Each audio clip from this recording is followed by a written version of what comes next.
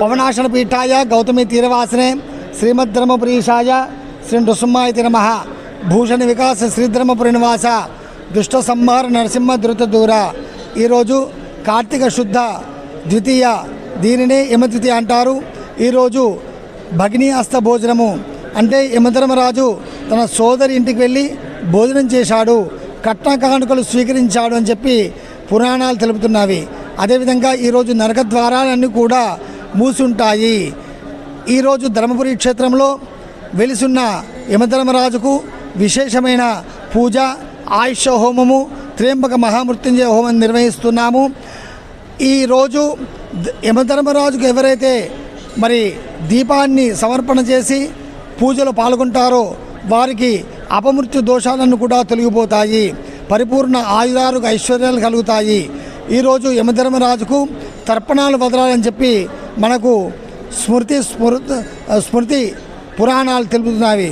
ఏమిటంటే యమం తర్పయామి, ధర్మరాజం తర్పయామి, మృత్యుం తర్పయామి, అంతకం తర్పయామి, వైవస్వతం తర్పయామి, కాళం తర్పయామి, సర్వభూతక్షయం తర్పయామి, ఔదుంబరం తర్పయామి, దద్దం తర్పయామి, నీలం తర్పయామి, పరమేశ్వరం తర్పయామి, వృకోదరం తర్పయామి, చిత్రం తర్పయామి, చిత్రగుప్తం తర్పయామి అని చెప్పి 14 తర్పణాలు వదలాలి।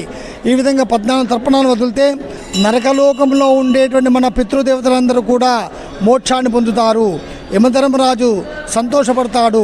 అదేవిధంగా ధర్మపురి క్షేత్రంలో గండాదీపంలో నూనె పోస్తూ ఈ విధంగా ప్రార్థన చేయాలి।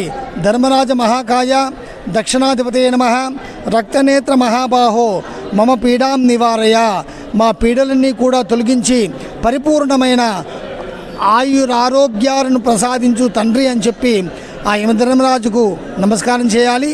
ఈ విధంగా భక్తులందరూ కూడా అధిక సంఖ్యలో పాల్గొని ఈరోజు పూజలో పాల్గొని స్వామివారి యొక్క అనుగ్రహాన్ని పొందారు। శుభం భూ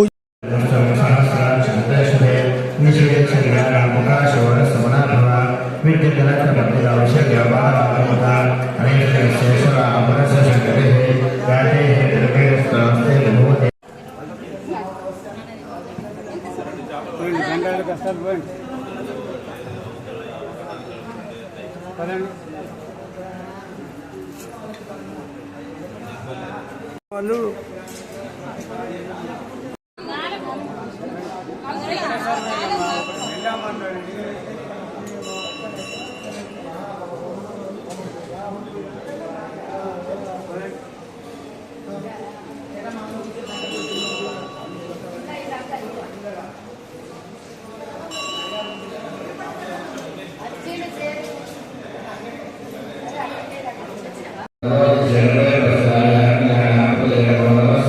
Gracias.